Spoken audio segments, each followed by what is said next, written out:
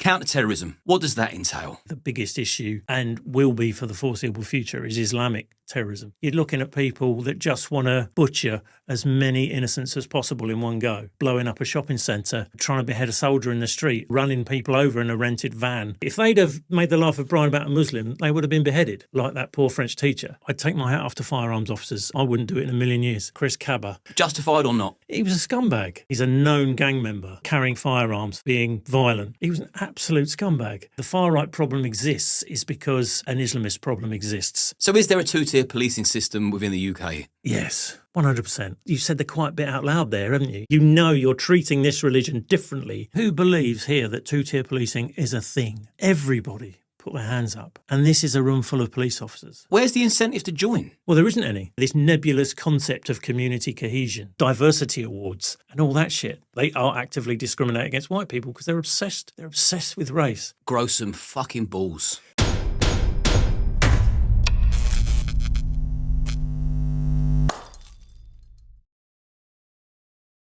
I want to say a quick thank you to our sponsors, Gold Seal. I use their products every single day, and now I finally get to work with them. I use their products for anti-inflammatory, reduced anxiety, better sleep, and mental clarity. I'm going to put a link to their website in the description, along with a 10% discount code for you to take advantage of. Go and have a look at their website, see if there's anything in there for you. I hope you enjoy this week's episode, and good health. Paul. Lovely to meet you, Liam. And you, yeah, thanks for coming on. Very interested into picking your brain. 24 years in the police force, 23 years in the Met, specialising in counter-terrorism. All of that, certainly will appeal to my audience and strikes my interest. So, the million-dollar question, why did you join the police in the first place? Well, I could give you some sort of idealistic answer about, wanting to do the right thing and all that. That did form part of it. But I didn't join until my early 30s, and I had 2 kids, and I needed to pay the bills. I needed to put food on the table, and I wasn't qualified to do anything else. I went off the rails a bit at school and ended up just going from job to job for the next few years. At the time, and this is where it's changed a lot with the police, if they thought you had a bit of nous about you, and you could obviously do all the tests and everything else, if they thought you had a bit of life experience, they would give you a chance, and they gave me a chance, and I will forever be grateful for that chance because it enabled me to do all sorts of other things. So I didn't join. It wasn't an idealistic, romantic thing, but when I did join, I obviously wanted to do it as well as possible. So once I got in, I spent about a year, 18 months in Cambridgeshire Police, very rural police force, where you have to, if you get caught out or you're in a bit of a sticky situation, you've got to learn to talk to people because you're about 45 minutes away from any backup. And then I transferred to the Met because I thought if you're going to do it, you might as well do the Met because it's the... Go for it. Yeah, it's the all singing, all dancing one. It's the most famous one. It's the biggest one by a mile. Totally different vibe. It's like going from like Heartbeat to like an army of occupation. I went from a fallen tree in the road, a bolting horse, to like shootouts in the street. It's such a different vibe. And no, they didn't talk to anyone. You don't have any talking skills because if they kick off and you hit your emergency button, you can hear the sirens start up around the corner for them to come and rescue you and help you. What did you think about the Mark Duggan situation? Because there's mixed feelings on that. People think the police were at fault. People think Mark Duggan was at fault. Obviously, riots kicked off because of the people that objected to him being shot. But to my knowledge, he was known for extreme criminality and violence. And what was your take on that? Justified or not? Yeah, 100%. Yeah, because I had someone sat opposite me recently that didn't think it was justified, and I thought that was interesting. Whenever something like this happens, it's the same happened with Chris Cabba. When someone, basically a gangster is shot by the police, they'll have a photo of them when they're younger. They'll have a photo of them on the media when they're, with their kids they haven't seen in donkey's years. And they're painted out to be, just a kid on the wrong side of the tracks. Life's giving him a bum deal and all. He was a scumbag. He was an absolute scumbag. I mean, I worked in the area where that gang or that organised group used to work, and they a lot of the community was in fear of these people, absolute fear of these people, and I've absolutely no sympathy whatsoever. Absolutely no sympathy whatsoever. And you got to understand, this bloke's known to be carrying fire. Well, he's on the PNC, the Police National Computer, for carrying firearms, for being violent, and he's a known gang member, of an organised crime group. And if you stopped him in the street, I think it's Tottenham Lane, wasn't it? And those officers are going to be, their knuckles are going to be white, the hairs on the back of their neck are going to be standing up. They know, they've read the intel, they've had the briefing, they know what this bloke's like. And if he sort of like pulls something out of the car or he gets out quickly, by the time you think, shall I shoot him or shall I not? It's too late, isn't it? He could have shot you. And so, I take my hat off to firearms officers. I have the utmost respect for them. I wouldn't do it in a million years because you get hung out to dry.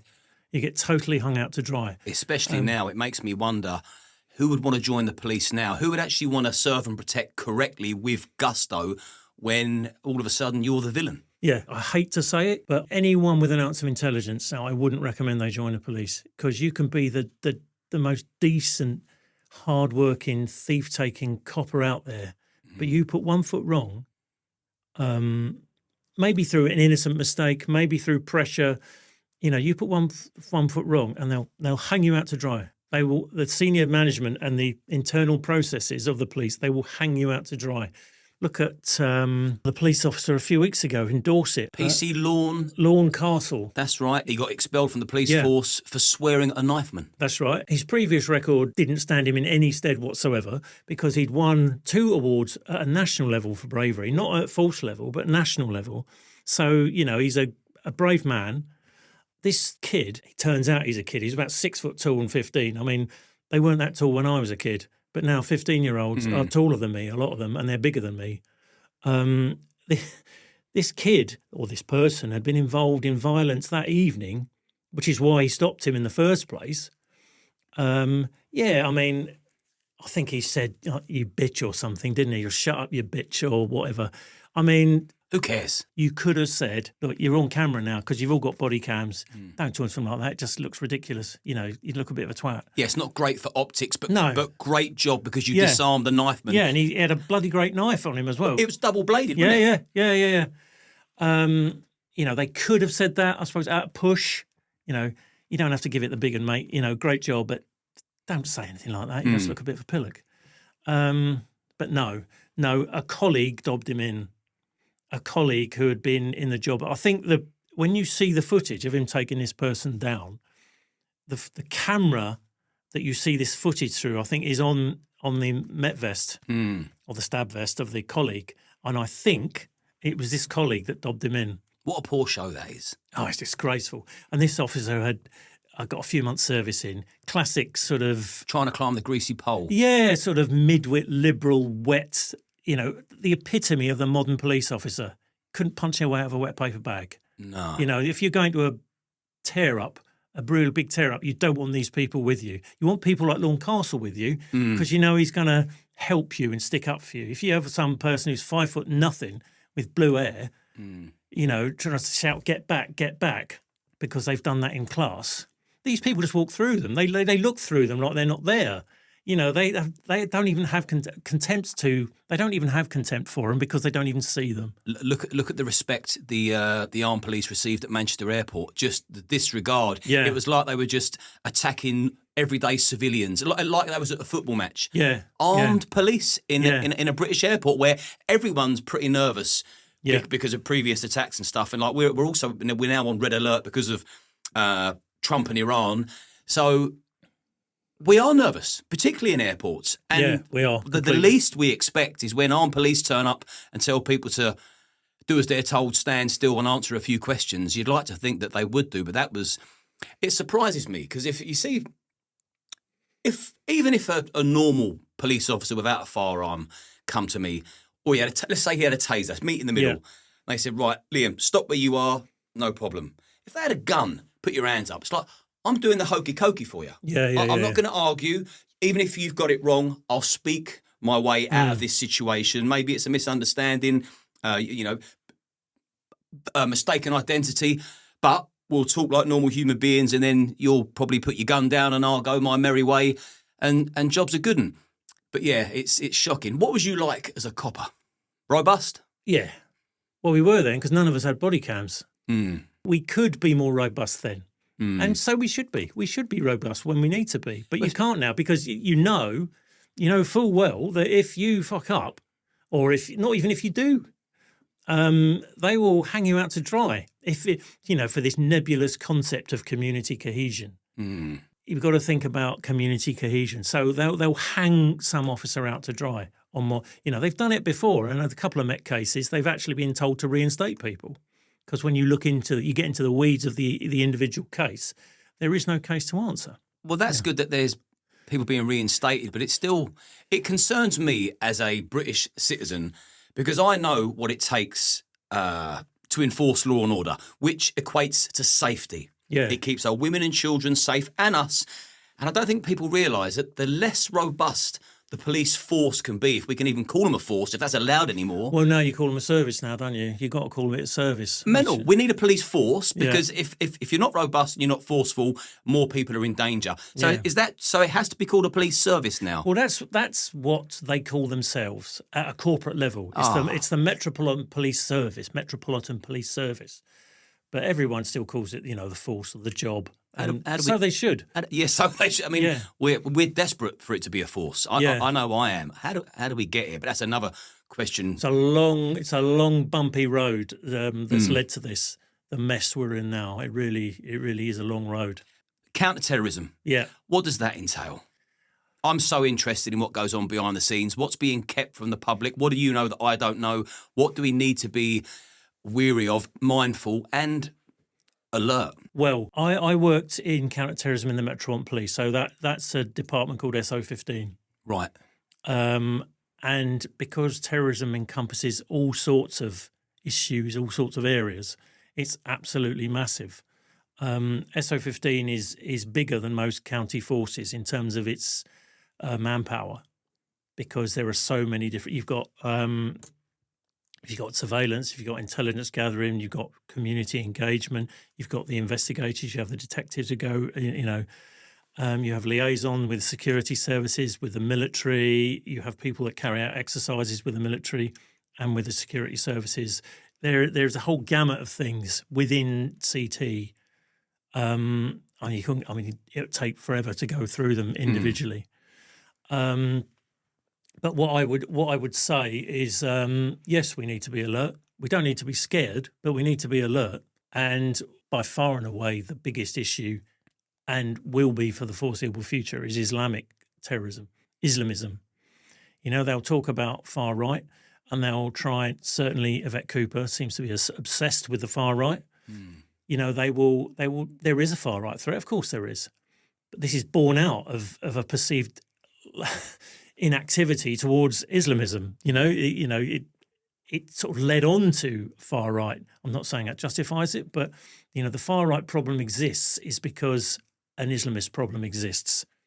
That's why. And is that by far the biggest threat, the Islamists? Oh yeah, 100%. Is it even close? No, some people will try and tell you it is. Some departments within the police will try and tell you it is, and people have got promoted on the back of saying it is. I'm not saying there isn't a threat, but it's infinitesimally small compared to the Islamist threat. And when you think of the Islamist threat, you're looking at people that just want to butcher as many innocents as possible in one go. You're not talking about a targeted attack on an individual. You're talking about, blowing up a shopping centre, trying to behead a soldier in the street, or running people over in a rented van and then stabbing as many people. I think 95% of the deaths in Britain at the hands of terrorists since the turn of this century have been at the hands of Islamists.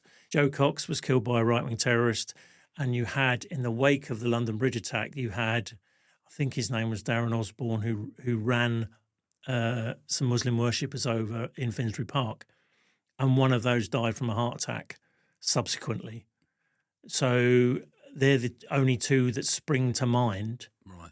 Immediately. There may be more, but it's the threat is, I wouldn't say it's non-existent, but compared to the Islamist threat, there's no comparison. Absolutely no comparison. No. So anyone who says there is, or because if you look at prevent referrals, recently the right-wing referrals are greater in number than the Islamist referrals. And that's just ridiculous. But that's because the media keep going on about it. The politicians keep going on about it. You go on about it often enough, people are going to start, it's going to start to sink in and think, oh, yeah, maybe the far-right threat is as big. It isn't. It's no way as big. So with that in mind, and with your years of experience and your intel, Islamophobia legislation is trying to be pushed through. Yeah. I mean, what are the ramifications of that if that does happen? If we're no longer allowed to criticise an idea, especially one that's directly linked to atrocities that could potentially happen down the line because of the hatred for the West that they've got running through their even veins. They're born and brought up in the West, yeah. even that. Well, people have told me about the threat of homegrown terrorists. People that actually hate British citizens more than some people from Arabic countries, and they were born and raised here and welcomed. Yeah, well, we've just commemorated the 20th anniversary of the 7/7 attacks. All four of those were born and brought up in Britain. That's right. The NHS brought them into the world. They were educated here. They went to schools, colleges, jobs here, interacted with British people, and they still hated us that much. They wanted to blow us to bits on the tube. I mean, this is, that is how poisonous this ideology is. If it sort of gets into your soul, that's how poisonous it is. And that's why it's such a serious problem. And Islamophobia, I don't think there's such a thing. If you think of Islamophobia as criticising, you shouldn't be allowed to criticise someone's faith. I mean, I don't think that's a thing. I don't think that exists. It's a term now that's been sort of plucked out of the air and everyone uses it, but no one knows what it means.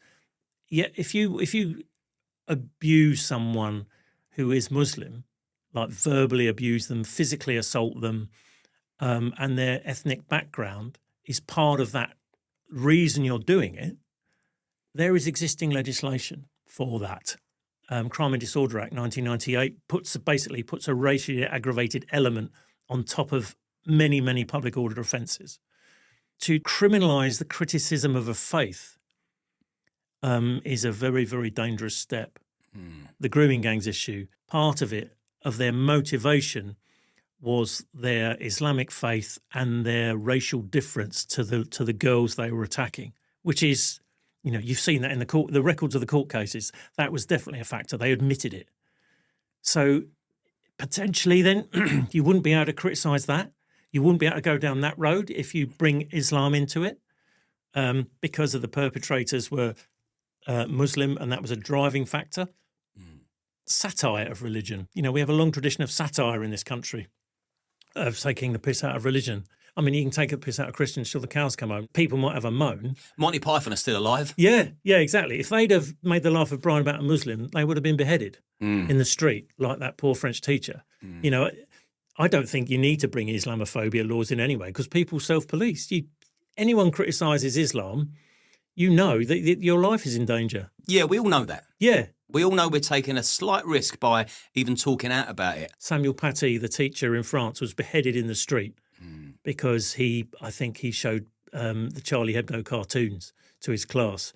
The teacher in Batley, who's still in hiding 4 years after he showed, I think, a picture of the Prophet Muhammad, and it was a class about sort of the limits of discussion and discourse, and he actually warned the pupils he's going to do this.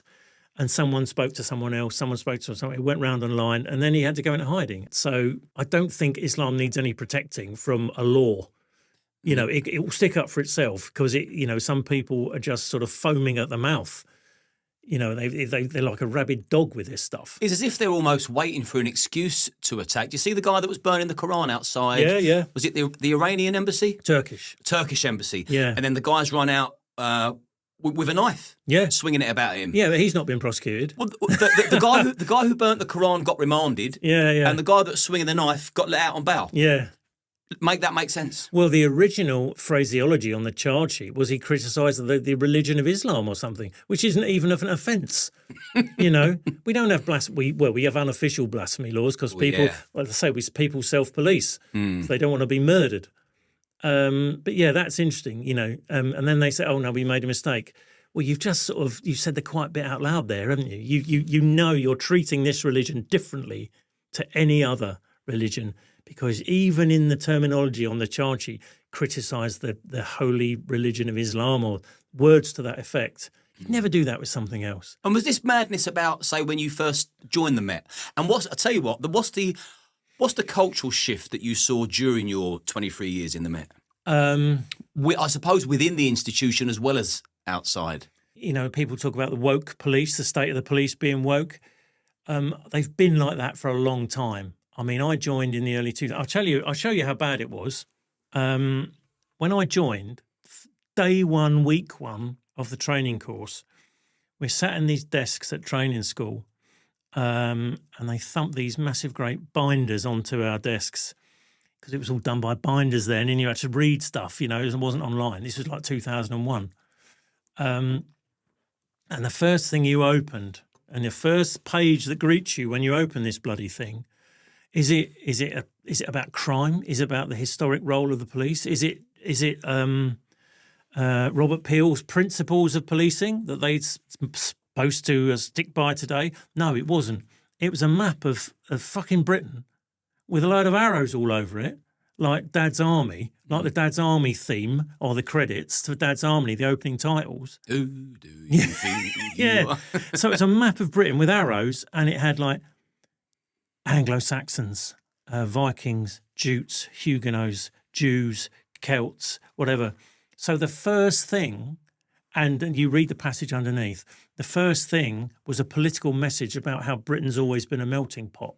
That's the first page, week one, day one. Nothing to do with crime, nothing to do with the police. It was... No core values. No, none of that. And this was 2001. You know, this was like 2 years after the Met. Paul Condon said, yeah, we're all racists. He said the Met is institutionally racist. So it had filtered down by then to sort of the new intakes coming in. The first thing that greets you is a map saying we're all a great big melting pot. And isn't it lovely? You know, absolute bollocks. I mean, what's that got to do with the police? What was the recruitment process like? You had tests to do, you had written tests, you had physical tests. Not hard, but by today's standards, they would be hard. So you'd like push, pull, bleep test, and basic strength test, that sort of thing. And like a standing jump as well. But you don't do any of that now. You still have the bleep test, but it gets, I think it's like 5.2 you have to do, which is shit, really. You do the warm-up, it goes up to 3 beforehand. And in my last place of work, the new recruits came in to do, or the ones who were interested in joining came to do the bleep test in the gym that I used. And some of them failed the warm-up. And would they get dismissed? Yeah, oh yeah. Well, these were before they even joined. Right. Thankfully, but who knows? Who knows? Nowadays, they'll probably say, oh, go on. No, they want a police force that reflects London, that looks and feels like London, all that meaningless bollocks. I say, I've seen them pass people who shouldn't have been passed.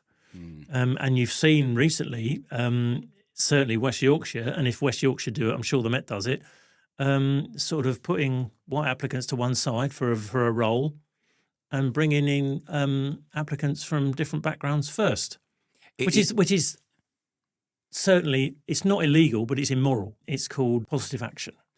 Was you Bobbying on the beat when you started? Yeah. Bring that back. Oh, God. Yes. How effective was that? Being a Bobby on the beat, having a physical presence as a police officer, probably two at a time, so you can... Yeah. Like you got each other's back. How effective was that back in the day? In the 60s, they decided to put people in cars and take bobbies off the beat because it was cheaper and you could cover a bigger area. And immediately there, you've got that barrier. You've got that window between you and members of the public. When I've carried out foot patrols, whether in Cambridge or London, people say they're happy to see you. They're happy to see you. It's a reassuring presence. You know, and some of these are like the rough parts of North London where the media would have you believe that everybody hates the police. you know, it's really hostile because of Broadwater Farm or because of stop and search and all that. That's cobblers. You know, people, ordinary people of whatever background would be happy to see the police. The only people that wouldn't be happy to see the police are the people who've had something to fear from the police or up to no good. So, you do like 2 years of that, or you did then. I don't think you have to do that now. And you can enter now as an inspector or a superintendent. The thing about the police was, and it was always the thing that was one of the things that was greatest about the police, you didn't have like an officer entry scheme. Even if you became the commissioner, you would have had to start doing your 2 years on the beat to start off with. Your 2 years foot patrol, 2 years answering 999 calls, you know, the very, very basics of the job where you learn to listen to people, you learn to talk to people. Nowadays, you don't have to do that. And I think that's the you know, probably the one biggest thing that I think that we've lost something because we don't do that anymore. And you can come straight in as an inspector now, or even a superintendent, where a superintendent is very, very senior. You know, so if you come straight in as a superintendent, well, their rationale would be, well, the job's so different now to the way it was years ago. You know, your managerial skills mean that you don't need to know about the basics of policing. Yes, you fucking do. You do. Because if you're a superintendent, you'll be like Silver Commander at a football match or something. You know, if you've never policed a football match as a constable, you don't know how hairy that can be, how fucking scary it is, and how you've seen. I mean, we all know cases where the police have lost control in public order incidents, and you know people have been killed. Was there any football matches you policed that you remember that was a bit hairy? Yeah, my closest ground used to be White Hart Lane, and it'd kick off reasonably. When Arsenal were there, it would always kick off. The worst one, I was on duty there when Arsenal won the league in 2004 at White Hart Lane. Arsenal went 2 up, and then Spurs got a last-minute equaliser. Right, they'd come from 2-0 down to draw with Arsenal, the enemy at White Hart Lane. But a draw was enough for Arsenal to win the league. And the Arsenal team celebrated on the pitch. Thierry Henry got an inflatable Premier League trophy and stuck it on the centre circle, I think. And outside, it just went completely bandy, totally bandy. And there was, I was in, after the game, I was in this little side road, and all of a sudden there were like hundreds of these Spurs supporters there. So the minute they walked past the end of this street and the Spurs fans saw them and the Arsenal fans saw the Spurs fans, they started running towards each other. And me and this one other chap were in the middle of this, and they were both running towards each other. And you had these public order batons. You didn't have the ordinary sort of baton that you have. You had this big sort of heavy plastic thing. And they both started running towards us. And we just started swinging. Self-preservation. body shots, head shots. Yeah, or whatever. Survival.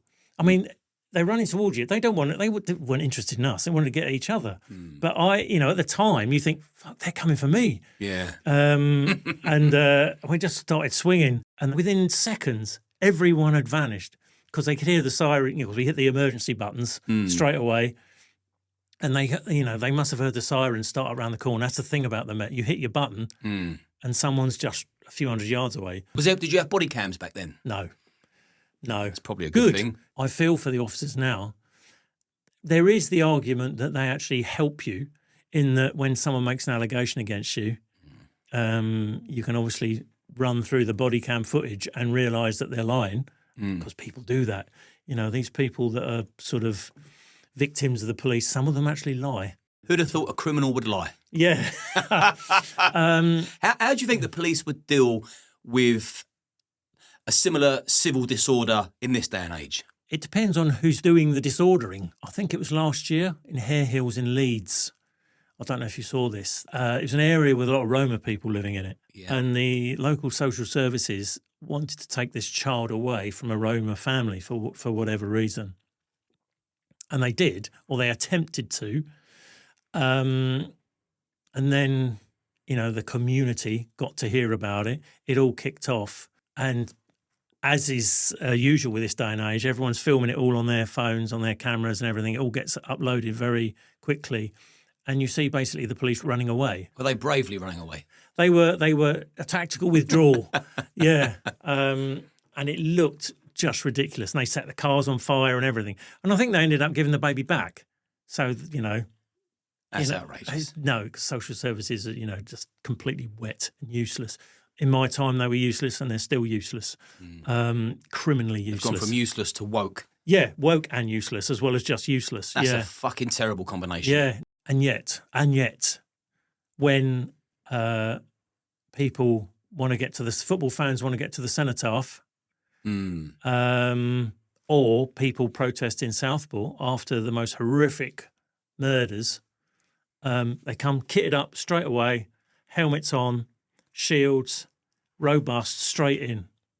Whereas BLM protests in the middle of COVID, for God's sake, in 2020, they take the knee to these people, and they talk about, 27 police officers being injured in a mostly peaceful protest.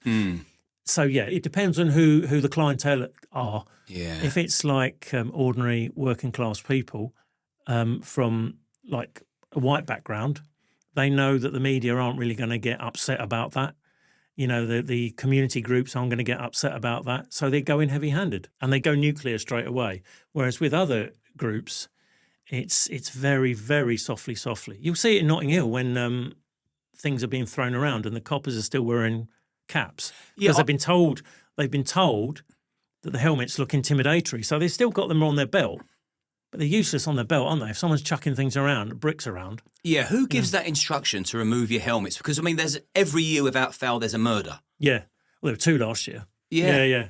That will be the people in the ops room, like the gold and silver commander, who will be thinking about their career, who will be probably consumed by wokeness, for want of a better word. The reason they got where they are in their career is because they've played the community cohesion card and the race card.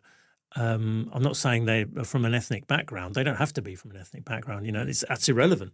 It's irrelevant. Some of the most sort of unwoke police officers I ever knew were from different ethnic backgrounds. But it's often people who are careful about their career prospects. So they will go softly. They will not want to induce confrontation, even though some people are there for a confrontation. And these officers are at a risk because, Huge. if you've got things kicking off and you've got your helmets on, you can't just put them on. I went to a protest in Parliament Square in the early 2000s, and we got kitted up in the end. But you don't do it until you're told to. And it comes down on the radio from the ops room, the control room, okay, you can kit up. So it's the seniors who decide whether to kit up, which is why, and these people are more, they have an ear towards sort of progressive views, identitarian views. That's how you get to senior ranks in the police these days. So they will be thinking that. And what is their idea of progression? I don't know. Anarchy.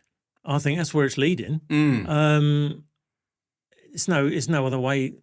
I don't think you can put it any other way, because they're sort of identitarian sort of luxury beliefs. They have the same beliefs as people who are always going to hate them.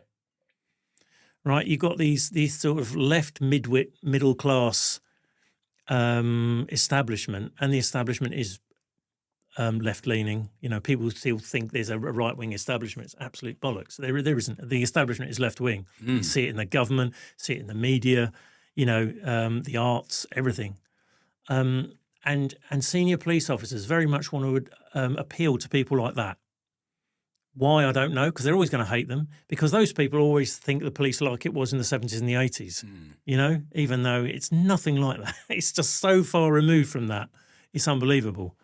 So the seniors are always trying to appeal to groups like that. They're always trying to, not ruffle any feathers in the media. They're always trying to keep things on the straight and level, so they can sort of go up to the next rank. They don't want any controversy. So they sort of espouse these luxury beliefs that the establishment do. But the trouble is, this is the police. It's not the BBC. It's not social services. It's not the arts. It's policing. And if you seem to be soft, and they are, they're soft on some people, not on others, then it's like a charter for everyone to just take the piss, and they do. And the police shouldn't fear the media. No, they shouldn't. Without fear or favour, that includes without fear of the media. Yeah, no, but they do, and the ordinary officer on the street does, because he or she knows if they fuck it up, Pension gone. Yeah, you could be booted out. You could fall foul of the criminal justice system. You could get a load of media attention, and once you get media attention, like with Lawn Castle, the seniors will just basically extricate themselves from you as an officer, so they don't get any of the blame. They don't get any of the fallout. When Lawn Castle was being investigated, I read a report on it, and the senior officer, one of the senior officers in Dorset Police, said that the minute they saw that footage, they knew it was bad and he was guilty. I think, well, you haven't even looked at it properly. You haven't even looked at the context. You don't even know the context. She said, the minute I saw that footage, I knew there was a problem. Well, that's not really good, is it? It's not really good for one of your officers. So you've just basically gone in there with a prejudice. You've seen a little bit of it, and you know your prejudice has been excited by this sort of footage, rather than think, well, why is he doing this? Imagine joining a force. We're going to call it a force because I want it to be a force again. Yeah. Imagine joining a force where you know that not every colleague is actually going to have your back. Yeah. No, where's the incentive to join? Well, there isn't any. There's none whatsoever. And the thing is, it's not they just don't have your back. It's they are pressured into dobbing their colleagues in. So that's encouraged. It's not encouraged. They don't, they're not as blatant as saying, you got to snitch on your colleagues. But, practices will be put into place. Like if someone sends an offensive message round on WhatsApp on your phone, your job phone or your private phone that a colleague has the details of, if you don't then report that, you're in play as well. So you get people just turn their phones off. They don't communicate with each other. They don't have these little chatty WhatsApp groups because they're so scared. So if you don't grass, you're guilty anyway. Yeah, basically. Yeah, I mean, you put it much more succinctly than I did, yeah. So is there a two-tier policing system within the UK? Yes, 100%. And this is coming from an ex-police officer? Yes. I'll give you a little anecdote. Not long before I left, if you're a manager in the organisation, you have to attend these mandatory sort of leadership courses. It's where, certainly from the Met, where they sort of they instill the latest sort of sound bites into you, the latest sort of cause célèbre that they want you to sort of understand. It's basically every few months you go to these things and they tell you that you've been racist or you've been misogynist and this is how you should be, in a nutshell. And one of the last courses I did before I left, I don't know, it's like because you sit around in a circle, it's all very lovely. Outside consultants come to do it. And someone brought up the subject of two-tier policing because it was just coming to the fore then in the media. And the sort of facilitator said, "Okay, right, let's have a show of hands now. Let's have a show of hands. Who believes here that two-tier policing is a thing?" And everybody put their hands up. And this is a room full of police officers. So they all know it. And so for the seniors to say, "Oh, that's just ridiculous," or it's an offensive thing to say, they're either stupid or lying. They know there is because they have to enforce two-tier policing because it helps them in their careers. If you get first of all, you wouldn't get to a senior level if you were much more sort of robust.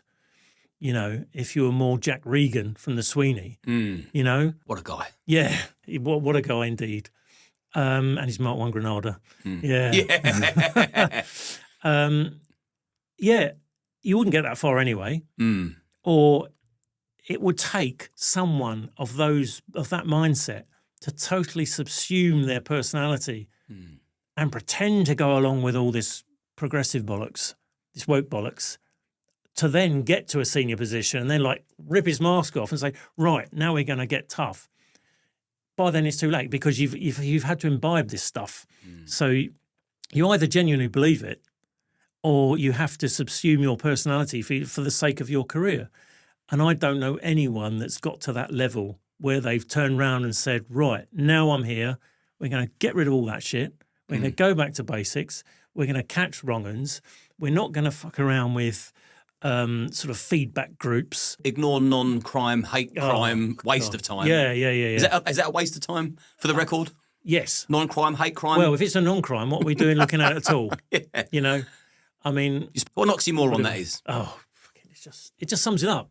It sums up. This is the College of Policing for you. What is the College of Policing? Right. It's probably the problem, the biggest problem. Okay, I'm all ears. It provides guidance and tools to help educate police officers in order to help train police officers. It sort of gives the parameters of the culture within the police operate. You know, I guess it was trying to make it more professional, like teachers, doctors, whatever. Policing's different. You didn't need a body like that. And it's just ruined everything because it's the College of Policing that came up with non-crime hate incidents. It wasn't a government minister. It wasn't a democratically elected Home Secretary that came up with non-crime hate incidents. It was the College of Policing. At their own behest, they came up with this. So you've got now thousands and thousands of people every year having these things put in their name. I mean, some of the stuff is some kid sometimes saying something stupid to another kid. You know, that's gone down as a non-crime hate incident. Juvenile stuff. Sweating the small stuff. It really is. And what are we doing looking at non-crimes? I mean, if it's a non-crime, it's not a police matter. But it's an easy clear-up. And here's the thing. If you, not even non-crime hate incidents, but if you chase people online for sort of like hate offences, quote unquote, you've got all the evidence in front of you. You don't have to do any digging. You don't have to check CCTV. You don't have to really have to take statements. You don't have to walk around a housing estate getting sort of witness statements from people. You've just got it all online there. So bosh, it's done. It's done. And you've got a figure. And that's what drives a lot of it, is to say we've had these many clear-ups. We've solved these many crimes. But they haven't been proper crimes. They've been like silly stuff online. And we've seen the effects of that, where you got people slung in jail for years for... Tweets. Yes, tweets. Fucking heartbreaking, that is. Every day when I think of Lucy Connolly, I just think, how in God's name did that ever happen? Pressure from on high, I think, and to make an example of her so people don't do it again. What's the most toxic thing you would say within the police institution? A culture of fear and safetyism brought about by progressive ideology, or the adherence to progressive ideology. Fear of making a mistake, fear of fucking up, because you've seen people being put through the ringer just because they've made a mistake. If you've done something really bad, you deserve everything that's coming to you. I just want to make that clear for the record. I'm not saying, you know, every police officer that's done something wrong, really wrong. We all know the cases. We've seen them. Yes, throw away the key. Throw away the key. But it's interesting that only this week a paramedic was sent down for supplying a woman he was having an affair with abortion pills.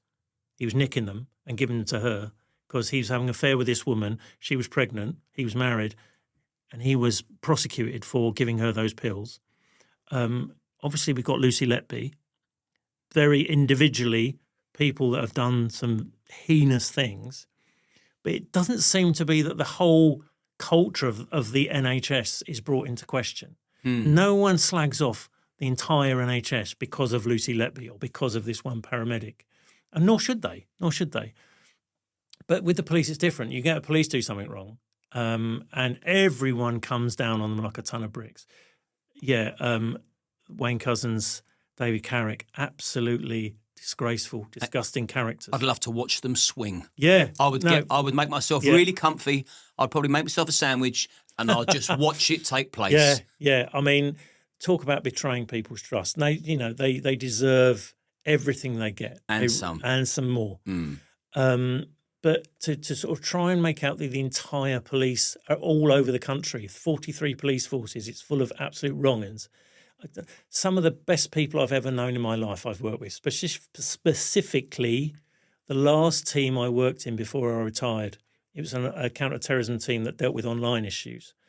The most professional, bunch of people I've ever known. Different races, different backgrounds, different ages, men and women, all did a very, very professional job. And I admire them tremendously and always will, always will. But the culture within the organisation now is such that no one is willing to stick their neck out. You know, if you take a risk and it goes wrong, either if you're on the street, you know, you're running a proactive job going after street robbers, you know, you get the wrong person, due to some tiny little error, they'll hang you out to dry. So the culture, it actually affects both things. It affects the culture within the organisation, and it affects the ability to do the job on the street as well. So that sort of culture, that sort of oppressive wokeness, if there is such a thing, you know, it's the ability to be nice. You know, we want to be kind. But in reality, it's not being kind. It's being really nasty and vindictive and really prejudiced, actually. It's very, very prejudiced and patronising. Another case in point, Jonathan Clapham and his colleague stopped in Notting Hill, I think, or Kensington, a couple of years ago, stopped a black Mercedes in it with blacked out windows. They did a vehicle check, and the VRM came back as it being involved, a car that's been involved in some sort of organised crime stuff.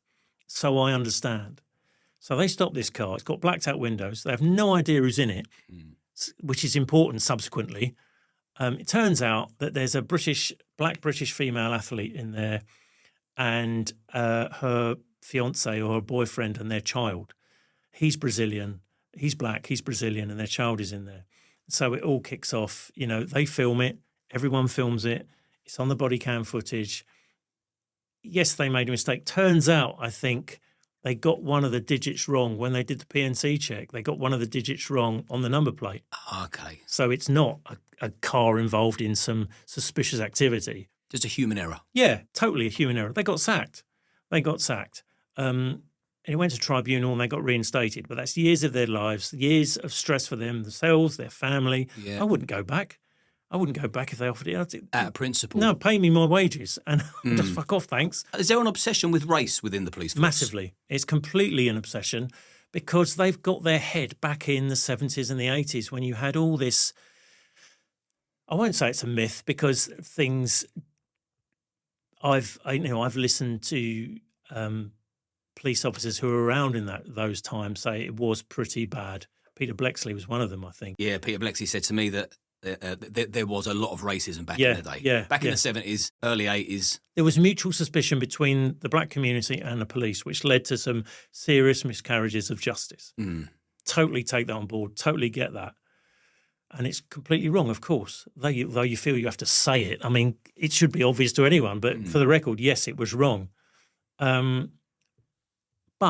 the sort of police, again, it's the same people at the top level and the sort of government ministers and the civil servants.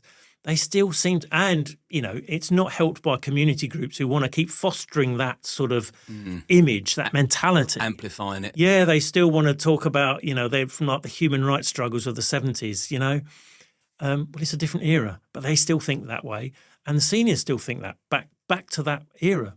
So they have an absolute obsession with race because of things that happened in the past. And they bend over backwards to, they end up being prejudiced towards white officers. We've seen that. We've seen that in recruitment processes, promotion processes, certainly recently with West Yorkshire. They are actively discriminating against white people because they're obsessed. They're obsessed with race. And some of my colleagues from different ethnic backgrounds, they found it just as disgraceful as I did. Because they can think, did I get this job on merit or is it because I ticked a box? You know? And it's only got worse since the death of George Floyd in 2020. That's like the year zero. It went on steroids after that. You know, you had the introduction of PACE in the 80s, which led to the end of the SUS laws, the introduction of the Police and Criminal Evidence Act. Then in the late 90s, you had Paul Condon, the commissioner of the Met, saying, yeah, we're all racist, we're institutionally racist, after Stephen Lawrence. And then it's sort of like pinpricks in the timeline. And the next one was George Floyd, something that happened 5,000 miles away in a city in a different country. with a black community that has a completely different history to the black community in Britain. Totally different history of interaction with the police. And yet, after that, it just went on absolute steroids. The whole Black Lives Matter stuff, police engaging with people from the Black Lives Matter movement, even though they're a bunch of crooks. They're embezzlers. They want to destroy the nuclear family. They're sort of communist, violent, anarchist beliefs, and they're all filling their pockets. It's actually on their website if you go and take a look. No, it is. And senior police officers actually said, we want to work with Black Lives Matter, not BLM as a vague concept, because no one's gonna disagree with the concept of Black Lives Matter. No, of course they do. But the actual capital B, capital L, capital M, the organisation, the political activist body. Driven by the Marxist movement. Yeah, of course. Yeah. Because it's the latest bandwagon to jump on. It's the latest thing that will get you promoted. It's the latest thing that will, I know people that have spent their entire career in the sort of diversity directorate. They've done very little policing, but they've got to a very, very senior level by running these sort of pointless events where they give people sort of, the diversity awards and all that shit. They seem to forget what they're there for. And I have many black and Asian colleagues who think it's an absolute disgrace. But you don't discuss it in the office. You don't. You don't discuss it. You might over a beer. I hope more people watch what we do and take a little bit of strength from it and think, do you know what? It's okay to talk about these things out loud, because if we don't talk about it, nothing will change and it will only get worse. I've got one more question for you, and it's an important one. But before I ask that question, I think you're going to be very popular. Oh, I hope so. I just want to get the message out there. We're not all wankers. No, and I've thoroughly enjoyed my time with you. So, for people to find more of you, where can they find you and what do you do? Well, the only platform I'm on, really, as of now, I don't know whether I'll get onto any more. I don't know. I'm very, very new at this sort of thing. But I'm on Substack, which is like a sort of, basically it's a blogging sort of website where people put essays, articles. I've written some stuff for Spiked, fantastic online magazine if anyone wants to look at it. Anti-Woke, of course. The Daily Skeptic, another online magazine. Anti-Woke, run by some very, very good, decent people. Well, I'll put your Substack link into the description in YouTube, so people that like what they see and what they've heard, they can just go and click that link and start following you there. Yeah, no, that'd be good. More and more people are actually seeing the light. Scales are falling from people's eyes now, and they realise these are really, really dangerous times, and we really, really need to come together. Pull together, unite the kingdom. Yes, and grow some fucking balls. Yes, some massive kahunas. Yeah. So the final question is this: how do the police force restore all of the respect they've lost? Fucking hell. I did say it was an important one. Yeah, it is. It is. And it's a big one. Well, first thing, you scrap the College of Policing. Get rid of it. Get rid of all that sort of politically minded policing or activism as policing. And that would mean that the current cadre of senior managers across the country, they either need to change what they're doing rapidly or move on somewhere else. It's not going to happen overnight, but it's so far gone now. The police, this has been happening with the police for decades, only getting worse. So it needs to, and they only seem to double down when people criticise them as well. So it needs to change. It needs to have a government with the balls to actually dismantle the current policing setup and start it all over again. Yeah, interesting. I doubt many people are going to disagree. Paul, thoroughly enjoyed that. I suspect you'll be back at some stage. I'd certainly like to sit opposite you again and pick your brain. Anytime, Liam. It's been an absolute pleasure. Thank you. Yeah. Good health, sir. You too. And thank you. Much appreciated. Thank you very much. Cheers. Mate.